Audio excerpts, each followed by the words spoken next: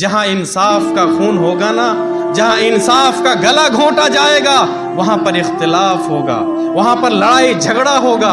آج گھر گھر کے اندر لڑائی جھگڑا ہے، ہر خاندان کے اندر لڑائی جھگڑا ہے۔ اب عالمی سطح پر دیکھیے، یہ اختلاف اس لیے ہے کہ یہ انصاف کا خون ہوتا ہے۔ بابری مسجد کو شہید کیا گیا، اس کے بعد پھر جب فیصلہ آیا تو پھر فیصلہ کس طریقے سے سنایا گیا وہ تو سب کو معلوم ہے، آج یوٹیوب کے اندر موجود ہے، سارے لوگ جانتے ہیں۔ اب میں پوچھتا ہوں، اگر یہ 6 دسمبر کا واقعہ نہ ہوتا تو پھر فیصلہ کیا آتا؟ کوئی فیصلہ ہوتا آج؟ نہیں نا۔ تو پھر مجھے کہنا پڑے گا، کسی نے کہا تھا جب بابری مسجد کو شہید کیا گیا تھا تب کہ وہی قاتل، وہی شاہد، وہی منصف، عدالت اس کی۔ اب بہت سارے ایسے فیصلوں میں طرفداری ہو جاتی ہے، قتل کرنے والا بھی وہی، گواہی دینے والا بھی وہی، انصاف کرنے والا بھی وہی، عدالت بھی اسی کی۔ اب فیصلہ کیسا رہے گا بتائیے؟ سارے لوگ بات کرتے ہیں انصاف کی کہ انصاف ہونا چاہیے، عدل ہونا چاہیے، لیکن جب اپنے خلاف بات آتی ہے نا، اپنے خلاف، اپنے خاندان کے خلاف، اپنے رشتہ داروں کے خلاف جب بات آتی ہے تو پھر وہاں انصاف کا خون کر دیا جاتا ہے۔ وَلَا يَجْرِمَنَّكُمْ شَنَآنُ قَوْمٍ عَلَىٰ أَلَّا تَعْدِلُوا اعْدِلُوا هُوَ أَقْرَبُ لِلتَّقْوَىٰ۔ اللہ رب العالمین نے کہا کہ کہیں ایسا نہ ہو کہ کسی قوم کی دشمنی، کسی خاندان والوں کی دشمنی یا کسی شخص کی دشمنی تمہیں ناانصافی کرنے پر آمادہ کرے۔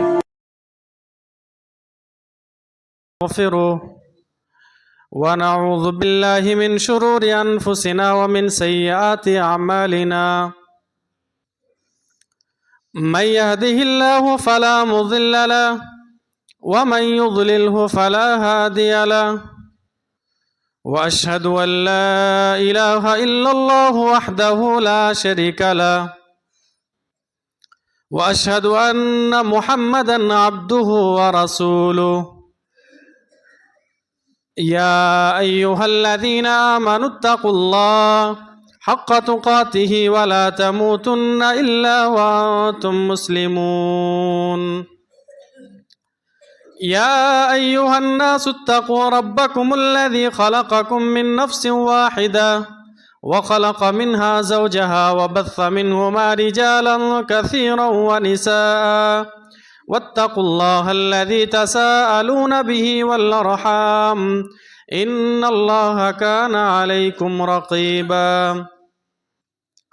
يا أيها الذين آمنوا اتقوا الله وقولوا قولا سديدا يصلح لكم أعمالكم ويغفر لكم ذنوبكم، ومن يطع الله ورسوله فقد فاز فوزا عظيما۔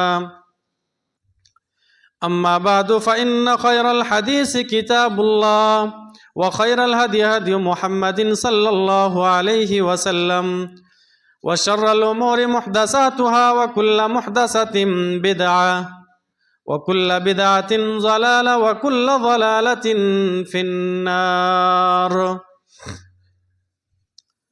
فقد قال الله تبارك وتعالى في القرآن المجيد والفرقان الحميد: أعوذ بالله من الشيطان الرجيم، بسم الله الرحمن الرحيم، وأقسطوا إن الله يحب المقسطين۔ رب اشرح لي صدري ويسر لي أمري واحلل عقدة من لساني يفقهوا قولي، رب زدني علما، اللهم رب زدني علما۔ قالوا سبحانك لا علم لنا إلا ما علمتنا إنك أنت العليم الحكيم۔ اللهم صل على محمد وعلى آل محمد كما صليت على إبراهيم وعلى آل إبراهيم إنك حميد مجيد۔ اللهم بارك على محمد وعلى آل محمد كما باركت على إبراهيم وعلى آل إبراهيم إنك حميد مجيد۔ حاضرین جمعہ، بزرگوں، دوستوں، دینی اور ملی بھائیوں، قرآن کریم کے اندر ایک سورہ ہے سورۃ النحل۔ سورہ نمبر 16 کی آیت نمبر 90۔ اس آیت کریمہ کے اندر اللہ رب العالمین نے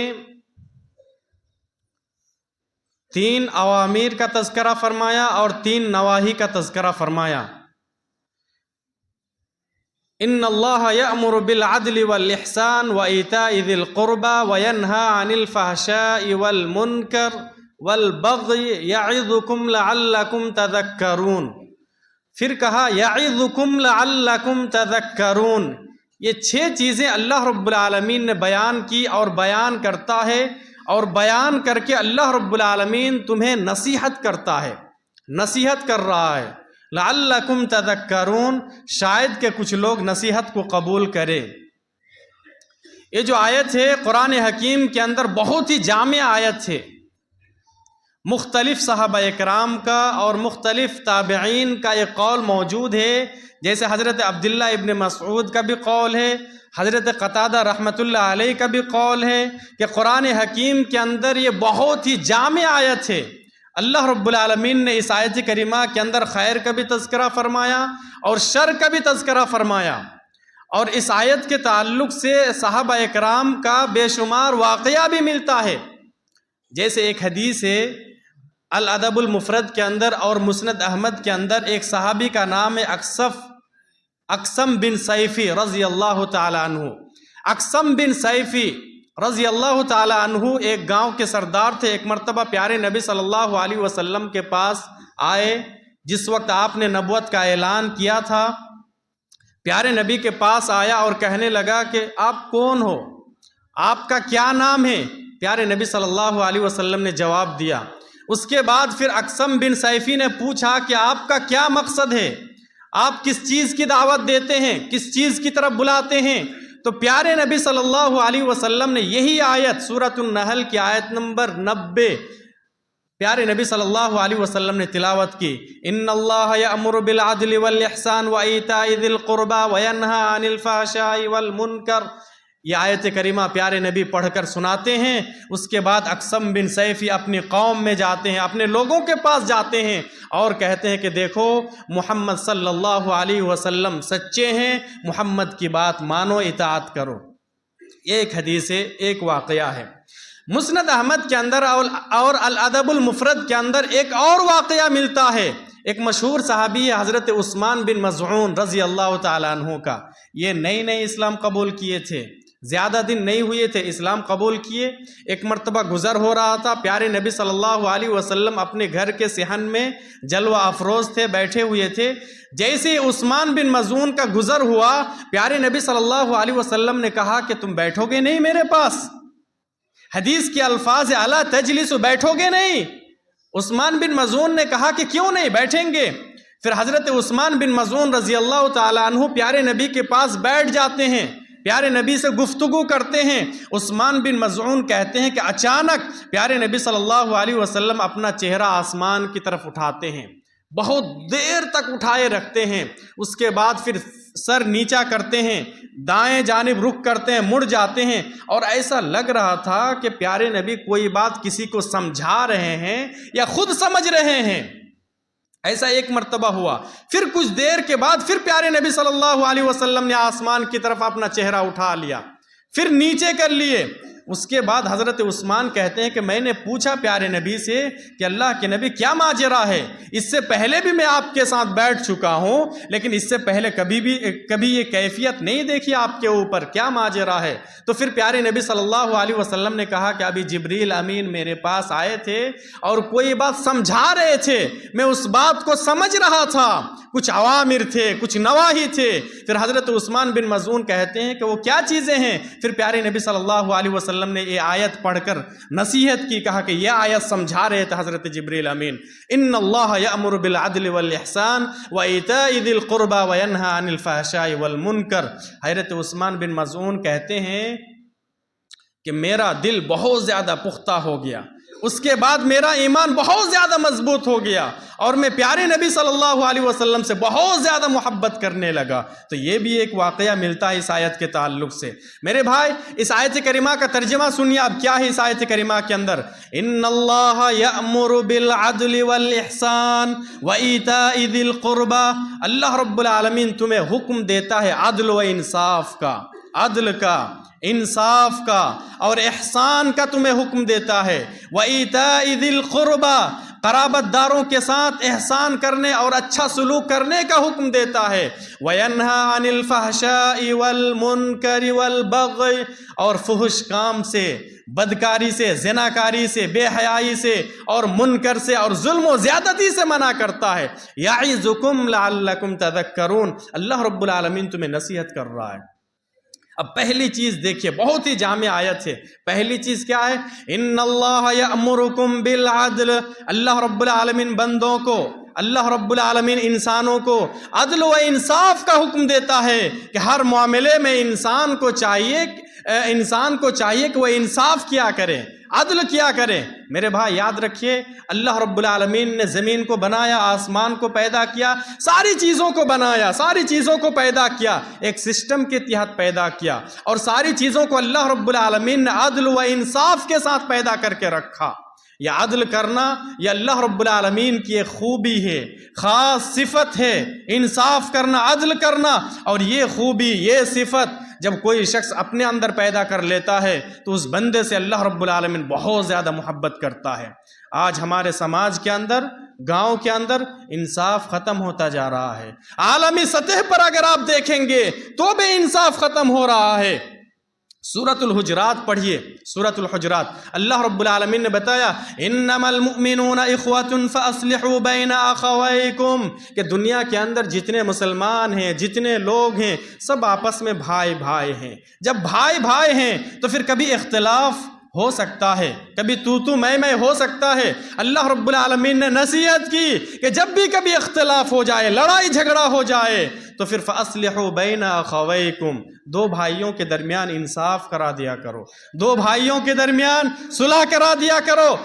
الحمدللہ آج ہمارے سماج اور معاشرے کے اندر بہت سارے ایسے لوگ ہیں جو انصاف کرتے ہیں، پنچایت کرتے ہیں، ساتھ ہی ساتھ انہیں یہ بات بھی یاد رکھنا ہے، اللہ رب العالمین نے آگے کہا وَأَقْسِطُوا إِنَّ اللَّهَ يُحِبُّ الْمُقْسِطِينَ، جب بھی صلح کرنا ہو تو پھر انصاف کے ساتھ کرو، وَأَقْسِطُوا، انصاف کرو، عدل کرو، ان اللہ یحب المقسطین، اللہ رب العالمین عدل کرنے والے کو، انصاف کرنے والے کو پسند کرتا ہے۔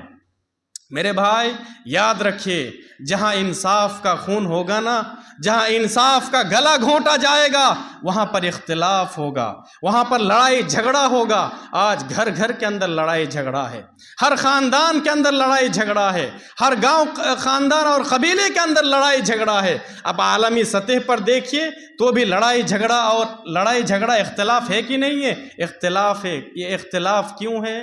یہ اختلاف اس لیے ہے کہ یہ انصاف کا خون ہوتا ہے، انصاف کا گلا دبایا جاتا ہے، اس لیے اختلاف ہوتا ہے۔ عالمی سطح پر آپ دیکھ لیجئے، آج نا ہر چیز میں ہندو مسلم ہوتا ہے، ہر ایک چیز میں ہندو مسلم۔ یہ ہندو مسلم کب سے شروع ہوا؟ مجھے لگ رہا ہے نا، یہ جو 6 دسمبر ہوا تھا، 6 دسمبر 1992 میں بابری مسجد کو شہید کیا گیا، اس وقت سے شروع ہو گیا ہندو مسلم۔ اس سے پہلے بھی تھا لیکن کم تھا، اس کے بعد زیادہ ہو گیا، اور 2014 سے اور بھی زیادہ ہو گیا۔ یہ ساری چیزیں کسی سے مخفی نہیں ہیں، یہ ساری چیزیں کسی سے چھپی ہوئی نہیں ہیں، سارے لوگ جانتے ہیں۔ ابھی 22 جنوری کو رام للا پران پرتشٹھا بھی رکھا گیا ہے، رام للا کا ادگھاٹن بھی رکھا گیا ہے، اور ہمارے علماء نے، ہمارے شیخ نے، مطلب سارے لوگ مل کر یہ فیصلہ کیے کہ اس معاملے میں کچھ بھی نہیں بولنا چاہیے۔ ٹھیک ہے، ہم لوگ کچھ نہیں بولتے ہیں، لیکن ہر ایک مسلمان کو کم سے کم اپنی تاریخ، اپنی ہسٹری تو یاد رکھنے کی ضرورت ہے نا۔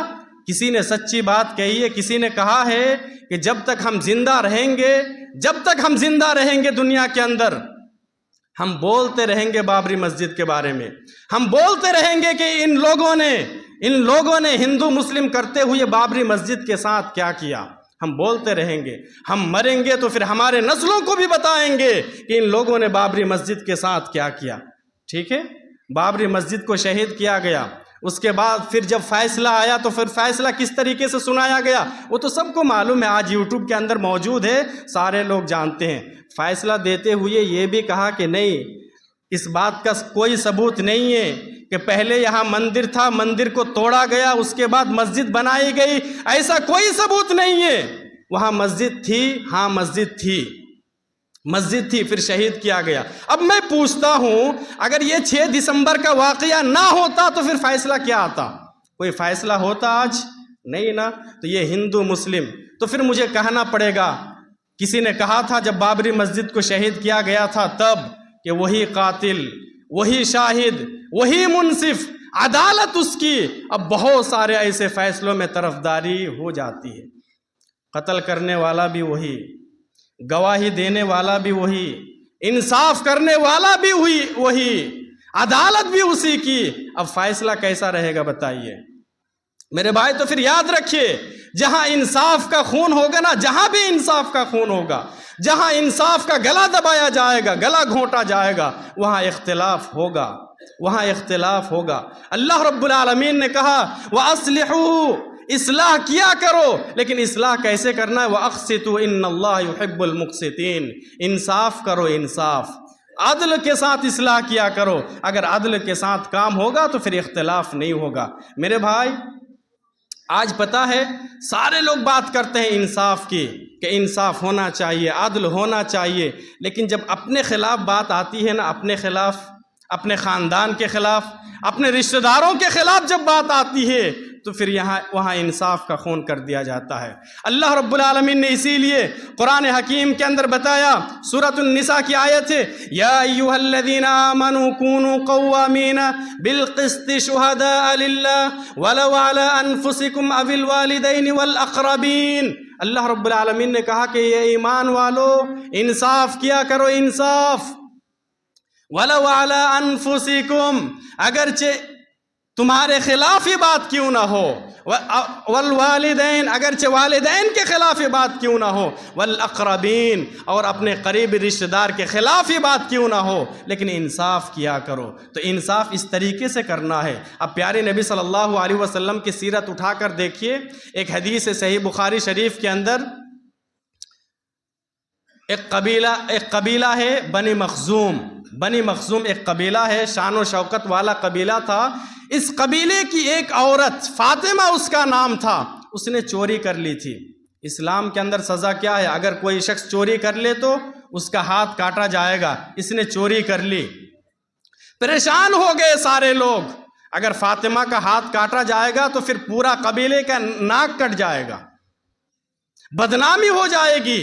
اب مشورہ کیا ان لوگوں نے کہ کسی طریقے سے اللہ کے نبی صلی اللہ علیہ وسلم سے بات کیا جائے اور کوئی جرمانہ وغیرہ لے کر پیارے نبی صلی اللہ علیہ وسلم چھوڑ دے۔ اب بات کرے تو پھر کون کرے؟ چنانچہ ان لوگوں نے مشورہ کیا اور کہا کہ اسامہ کو کہا جائے کہ آپ بات کرو پیارے نبی صلی اللہ علیہ وسلم سے۔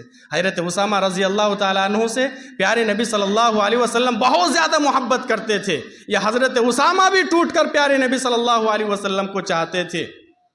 لوگ آئے اسامہ کے پاس اور کہا کہ آپ جاؤ پیارے نبی سے بات کرو کہ کوئی جرمانہ، کچھ پیسہ وغیرہ لے کر چھوڑ دیا جائے۔ اللہ الصمد، یہ واقعہ ہم لوگ پہلے بھی سن چکے ہیں۔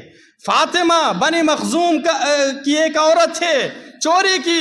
حضرت اسامہ گئے پیارے نبی صلی اللہ علیہ وسلم سے بات کرنے کے لیے، کہا کہ اللہ کے نبی، ان لوگوں کا ڈیمانڈ ہے، ان لوگوں کا کہنا ہے کہ اگر کوئی جرمانہ وغیرہ لے کر چھوڑ دے تو پھر اچھی بات ہوگی۔ پیارے نبی صلی اللہ علیہ وسلم غصے میں آ گئے، پیارے نبی کے چہرے کا رنگ بدل گیا اور آپ نے ایک جملہ کہا، اتشفع فی حد من حدود اللہ۔ اسامہ، تمہارے اندر یہ جرأت، تمہارے اندر یہ ہمت کہ تم اللہ رب العالمین کی حد میں سفارش کر رہے ہو۔ اگر کوئی شخص چوری کرے تو اس کا ہاتھ کاٹا جائے گا، یہ اللہ رب العالمین کا حکم ہے، یہ اللہ رب العالمین نے حد متعین کیا، اور تم اللہ رب العالمین کے حد کے اندر سفارش کر رہے ہو۔ اس کے بعد پیارے نبی صلی اللہ علیہ وسلم نے ایک جملہ کہا تھا، وہ جملہ ذرا سنیے۔ پیارے نبی صلی اللہ علیہ وسلم کس قدر انصاف پرور تھے۔ کس طریقے سے انصاف کرتے تھے، جب اپنے اوپر بات آتی تھی تو بھی، جب اپنے خاندان والوں کے اوپر بات آتی تھی، خلاف ہوتی تھی تو بھی کیسے انصاف کرتے تھے پیارے نبی صلی اللہ علیہ وسلم۔ آپ نے کہا تھا لو ان فاطمہ بنت محمد سرقت لقطعت یدہا، پیارے نبی نے کہا تھا یہ تو فاطمہ ہے، دوسرے قبیلے کا فاطمہ ہے، دوسرے قبیلے کی عورت ہے، اگر میری بیٹی فاطمہ بھی اگر چوری کرے، سرقت لقطعت یدہا، اگر میرا لخت جگر نور نظر فاطمہ بھی اگر چوری کرے، لقطعت یدہا، تو میں اس کا بھی ہاتھ کاٹ ڈالوں گا۔ اللہ الصمد، یہ جملہ کہا تھا پیارے نبی صلی اللہ علیہ وسلم نے۔ آج دیکھیے کہ انصاف کا خون ہوتا ہے کہ نہیں ہوتا ہے، کیسے انصاف کا خون ہوتا ہے۔ اچھا، نا انصافی کب ہوتی ہے معلوم ہے؟ دشمنی کی بنیاد پر، کبھی کبھی دوستی کی بنیاد پر بھی نا انصافی ہوتی ہے۔ سورۃ المائدہ کے اندر اللہ رب العالمین نے ایک اور بات کہا کہ انصاف کے اوپر جمے رہو، انصاف کرو۔ وَلَا يَجْرِمَنَّكُمْ شَنَآنُ قَوْمٍ عَلَىٰ أَلَّا تَعْدِلُوا اعْدِلُوا هُوَ أَقْرَبُ لِلتَّقْوَىٰ۔ اللہ رب العالمین نے کہا کہ کہیں ایسا نہ ہو کہ کسی قوم کی دشمنی، کسی خاندان والوں کی دشمنی یا کسی شخص کی دشمنی تمہیں نا انصافی کرنے پر آمادہ کرے۔ مطلب ایسا نہیں ہونا چاہیے کہ آپ کسی شخص سے بہت زیادہ نفرت کرتے ہیں، وہ آپ کا دشمن ہے اس لیے آپ اس کے ساتھ انصاف نہ کریں، ایسا نہیں ہونا چاہیے۔ یا کسی شخص سے آپ بہت زیادہ محبت کرتے ہیں تو پھر ایسا نہیں ہونا چاہیے کہ محبت کی بنیاد پر آپ نا انصافی کریں یا اسے کچھ زیادہ دلا دیں، پھر ایسا بھی نہیں ہونا چاہیے۔ اسی آیت کریمہ کے اندر اللہ رب العالمین نے یہ بھی کہا کہ کسی غریب کا میٹر ہے وہاں بھی انصاف کرو، کسی مالدار انسان کا میٹر ہے تو وہاں بھی انصاف کرو۔ اس آیت کریمہ کو سامنے رکھتے ہوئے میں ایک واقعے کی طرف اشارہ کرنا چاہتا ہوں، آپ کو لے جانا چاہتا ہوں۔ ایک مرتبہ پیارے نبی صلی اللہ علیہ وسلم نے حضرت عبداللہ بن رواحہ رضی اللہ تعالیٰ عنہ کو خیبر بھیجا تھا مال وصول کرنے کے لیے، مال وصول کرنے کے لیے۔ جیسے خیبر وہاں یہودی لوگ رہتے تھے، پیارے نبی صلی اللہ علیہ وسلم نے ان لوگوں کو بھگانے کا ارادہ کر لیا۔ یہ صحیح بخاری کے اندر حدیث موجود ہے۔ پھر ان لوگوں نے خود ہی آ کر پیارے نبی صلی اللہ علیہ وسلم سے کہا کہ ایک کام کیجئے، آپ ہمیں یہاں خیبر میں رہنے دیجئے، ہم لوگ یہاں کھیتی باڑی کریں گے، پھر جو بھی پھل فروٹ اور اناج ہوگا آدھا آپ کو دے دیں گے، ہم لوگ اسی معاہدے کے اوپر رہیں گے۔ پیارے نبی صلی اللہ علیہ وسلم نے یہ عہد و پیمان کر کے، یہ معاہدہ کر کے انہیں رہنے دیا تھا۔ ایک مرتبہ پیارے نبی صلی اللہ علیہ وسلم نے حضرت عبداللہ بن رواحہ کو بھیجا مال وصول کرنے کے لیے، مال وصول کرنے کے لیے بھیجا۔ حضرت عبداللہ بن رواحہ گئے۔ آپ کو پتہ ہے یہودی لوگ سب سے زیادہ سودی کاروبار میں آج ڈوبا ہوا ہے، سب سے زیادہ۔ مسلمان بھی تو ملوث ہو گیا نا، ہر گھر سودی کاروبار کے اندر ملوث ہو چکا ہے آج۔ حضرت عبداللہ بن رواحہ گئے، عبداللہ بن رواحہ سے بات کی ان لوگوں نے، کہا کہ کچھ لے دے کے اگر ہمارے ساتھ نرمی کرے تو پھر اچھا ہوگا۔ مطلب رشوت دینے کی کوشش کی تھی صحابی رسول حضرت عبداللہ بن رواحہ رضی اللہ تعالیٰ عنہ کو، رشوت دینے کی کہ کچھ لے لیجئے، مال دولت الگ سے ہم دے رہے ہیں آپ کو، ہمارے ساتھ ذرا نرمی برتیے۔ اللہ الصمد، میں بتانا یہ چاہتا ہوں، یہ سننے کے بعد جیسی رشوت دینے کی بات ہوئی، حضرت عبداللہ بن رواحہ نے ایک جملہ کہا تھا۔ وہ جملہ کیا کہا تھا ہم سارے لوگ اگر یاد رکھیں گے نا تو انشاءاللہ ہر میدان میں ہم لوگ کامیاب ہوں گے۔ کہ دیکھیے صحابہ اکرام، پیارے نبی صلی اللہ علیہ وسلم اور پیارے نبی صلی اللہ علیہ وسلم کے ماننے والے صحابہ اکرام کس قدر انصاف کی بات کرتے تھے اور انصاف کرتے تھے۔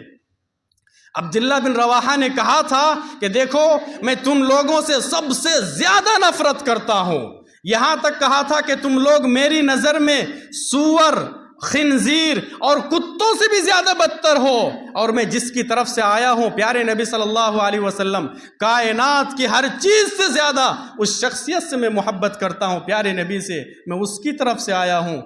تو اس کا مطلب یہ نہیں ہے کہ میں تم سے بہت زیادہ نفرت کرتا ہوں تو میں ناانصافی کر دوں گا، یا پیارے نبی صلی اللہ علیہ وسلم سے بہت زیادہ محبت کرتا ہوں تو پھر تمہارے ساتھ ظلم و زیادتی کر دوں گا یا کچھ زیادہ لے لوں گا، ایسا کبھی بھی نہیں ہو سکتا۔ زمین و آسمان قائم ہے تو پھر عدل و انصاف کی بنیاد پر قائم ہے۔ یہودیوں نے کہا کہ ہاں سچ کہہ رہے ہیں، زمین و آسمان قائم ہے تو عدل و انصاف کی بنیاد پر قائم۔ اللہ الصمد۔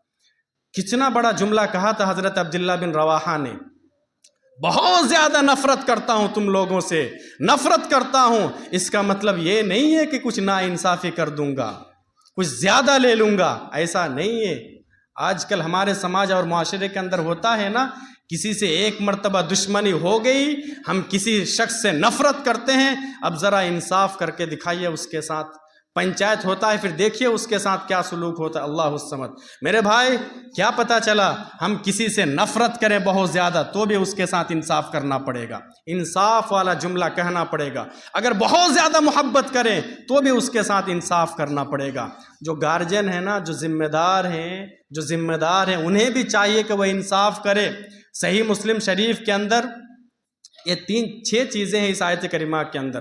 جو آیت میں نے سامنے رکھا اور بات کر رہا ہوں، سورۃ النحل کی آیت نمبر 90، 6 چیزیں ہیں، 3 اوامر ہے، 3 باتوں کا حکم ہے اور 3 باتوں سے اللہ رب العالمین نے منع کیا ہے۔ یہ پہلی چیز ہے کہ اللہ رب العالمین نے عدل کا حکم دیا، ہر ایک بندہ عدل کرے، انصاف کرے۔ جو ذمہ دار ہے، جو گارجین ہیں، انہیں بھی کرنا چاہیے۔ صحیح مسلم شریف کے اندر ایک واقعہ ہے نعمان بن بشیر رضی اللہ تعالیٰ عنہ کا۔ نعمان یہ بیٹا ہے، بشیر یہ ابا ہے، ٹھیک ہے۔ حضرت بشیر نے کیا کیا، ایک مرتبہ اپنے بیٹے کو ایک غلام گفٹ کیا، ایک غلام گفٹ کیا، غلام ہو یا کوئی بھی چیز ہو تحفے میں دیا، جیسے باپ دیتا ہے نا اپنے بچوں کو، اپنے بیٹے کو کوئی چیز تحفہ دیتا ہے، گفٹ دیتا ہے، تو پھر باپ کو چاہیے کہ وہ انصاف کرے۔ اگر ایک بیٹا کو دیتا ہے تو پھر دوسرے بیٹے کو بھی دیا۔ نعمان کی امی نے کہا، نعمان کی امی کا نام غالباً عمرہ بنت رواحہ ہے، عمرہ بنت رواحہ۔ اس نے کہا کہ ایک کام کیجئے، اللہ کے نبی کے پاس جائیے، اللہ کے نبی اسے مانیں گے، ایکسیپٹ کریں گے، گواہی دیں گے اس کے اوپر، تبھی مانیں گے۔ کہا کہ ٹھیک ہے، اچھی بات ہے۔ حضرت بشیر کیا کرتے ہیں، نعمان کو اٹھاتے ہیں گود میں، چلے جاتے ہیں پیارے نبی کے پاس۔ کہا کہ اللہ کے نبی، یہ میرا بیٹا ہے، اس کو ہم نے فلاں چیز یا ایک غلام تحفے میں دیا ہے۔ پیارے نبی صلی اللہ علیہ وسلم کا جواب سنیے۔ پیارے نبی نے کہا کہ تمہاری اور بھی اولاد ہے کیا؟ اور بھی اولاد ہے کیا؟ کہا کہ ہاں۔ اچھا، اور اولاد ہے تو ساری اولاد کو، سارے بیٹوں کو اس طریقے سے تو نے گفٹ کیا ہے کیا، تحفہ دیا ہے؟ کہا کہ نہیں دیا۔ اللہ الصمد۔ ایک مسئلہ کیا ثابت ہو رہا ہے اس جملے سے؟ پیارے نبی کو علم غیب نہیں تھا۔ اگر پیارے نبی کو علم غیب ہوتا تو ایسا سوال کرتے کہ اور بھی اولاد ہے کیا، اور اگر اولاد ہے تو ساری اولاد کو، سارے بیٹوں کو آپ نے اس طریقے سے تحفہ دیا ہے کیا، ایسا سوال کرتے پیارے نبی؟ کبھی نہیں کرتے۔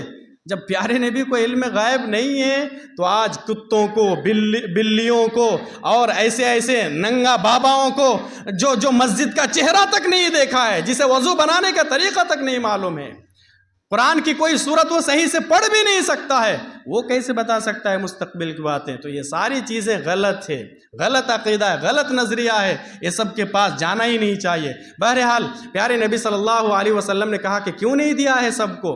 پھر پیارے نبی نے ایک جملہ اور کہا، جتنے بھی گارجین ہیں نا، ذمہ دار ہے، باپ ہے، سب کو یاد رکھنا چاہیے۔ پیارے نبی نے کہا کہ اچھا تو نہیں چاہتا ہے کہ تیری ساری اولاد تیرے ساتھ یکساں سلوک کرے؟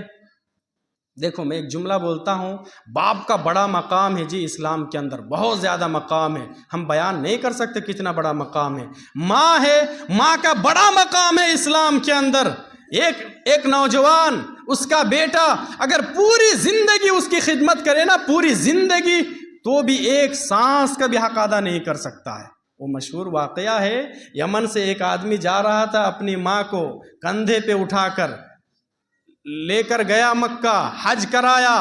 ماں کچھ نہیں کر سکتی ہے، خود سے چل پھر نہیں سکتی ہے، اگر پیشاب پیخانہ کر دیتی ہے تو خود سے دھولنا پڑتا تھا اس نوجوان کو، خود اپنے ہاتھ سے کھلاتے تھے۔ گیا حج کروانے کے لیے، کندھے پہ اٹھا کر حج بھی کرایا۔ ایک صحابی رسول سے ملاقات ہو گئی، کہا کہ ایک سوال کر لیتے ہیں۔ سوال کیا، میرا سوال یہ ہے کہ میں یمن سے کندھے پہ اٹھا کر لایا ہوں اپنی ماں کو، حج کرایا ہوں کندھے پہ اٹھا کر، پھر ابھی لے کے بھی جاؤں گا، پھر ایسے خدمت کرتا ہوں، تو میرا سوال یہ ہے کہ کیا میں نے اپنی ماں کا حق ادا کر دیا؟ صحابی رسول جواب دیتے ہیں یار نادان بیوقوف انسان، تو اپنی ماں کی حق کی بات کرتا ہے؟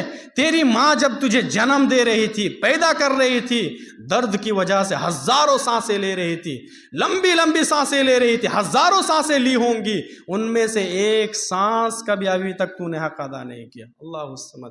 یہ ماں باپ کا حق ہے میرے بھائی۔ نوجوانوں، اگر ماں باپ زندہ ہے تو پھر غنیمت جانو، غنیمت جانو۔ جنت میں جانے کا آپ کے لیے ایک راستہ موجود ہے۔ یہ ماں باپ کا اگر انتقال ہو جائے نا تو گویا کہ ٹھیک ہے آپ جنت میں جا سکتے ہیں، اور بھی بہت سارے کام ہیں، لیکن جنت جانے کا بہت ہی آسان راستہ آپ کے لیے ابھی بند ہو چکا ہے۔ غنیمت جانیے، غنیمت۔ تو باپ کا مقام ہے، ماں کا مقام ہے۔ گھر میں بھی اختلاف ہوتا ہے نا، بیٹوں میں اختلاف ہوتا ہے، تو یہ اختلاف کب ہوتا ہے؟ جب انصاف کا خون ہوگا نا تو پھر اختلاف ہوگا۔ کہیں ایسا بھی تو ایسا نہیں ہے کہ صرف بیٹوں کی غلطی ہوتی ہے، باپ کی بھی تو غلطی ہو سکتی ہے نا۔ پیارے نبی نے یہی جملہ کہا کہ کیا تمہیں پسند نہیں ہوگا کہ تمہاری ساری اولاد تمہارے ساتھ یکساں سلوک کرے، ایک جیسا سلوک کرے؟ میں مثال سے سمجھاتا ہوں، باپ اگر ایسا کرے کہ بڑے بیٹوں کو کچھ زیادہ دے دے، چھوٹے بیٹے سب کو نہ دے، تو اب کیا ہوگا؟ ساری اولاد، سارے بیٹے یکساں سلوک کریں گے، ایک جیسا سلوک کریں گے؟ نہیں کریں گے۔ اگر باپ ایک ہی بیٹا سے سب سے زیادہ محبت کرے، اسی سے محبت کرتا ہے، اس کی بیوی سے، اس کے بچوں سے، انہی کو گود میں لیں گے، سب کچھ کریں گے، پیار لاڈ سب، اب کیا ہوگا؟ ساری اولاد یکساں سلوک کریں گے؟ تو پھر بیلنس ہونا چاہیے، دونوں طرف سے غلطیاں نہ ہو، گارجین کی طرف سے بھی غلطیاں نہ ہوں، بیٹوں کی طرف سے بھی غلطیاں نہ ہوں۔ اور گھما پھرا کر مسئلہ یہ ہے کہ ہر معاملے میں ہر ایک شخص کو چاہیے کہ وہ انصاف سے کام لے۔ تو پہلی بات کہ اللہ رب العالمین نے حکم دیا، ان اللہ یأمر بالعدل والاحسان وایتاء ذی القربى۔ اللہ رب العالمین بندوں کو، ہمیں اور آپ کو عدل کا حکم دیتا ہے، احسان کا حکم دیتا ہے۔ ہر عبادت میں احسان ہونا، ہر عبادات میں، نماز پڑھے تو بھی احسان ہو، روزہ رکھیں تو بھی احسان ہو، صدقہ و خیرات کرے تو بھی احسان ہو، انشاءاللہ احسان، ایتاء ذی القربى، اسی طریقے سے وینہا عن الفحشاء والمنکر، یہ سب کیا ہے انشاءاللہ ہم تفصیل سے روشنی کبھی ڈالیں گے۔ اللہ رب العالمین سے دعا ہے کہ رب العالمین تو ہمیں کہنے سننے سے زیادہ عمل صالح کی توفیق عطا فرما۔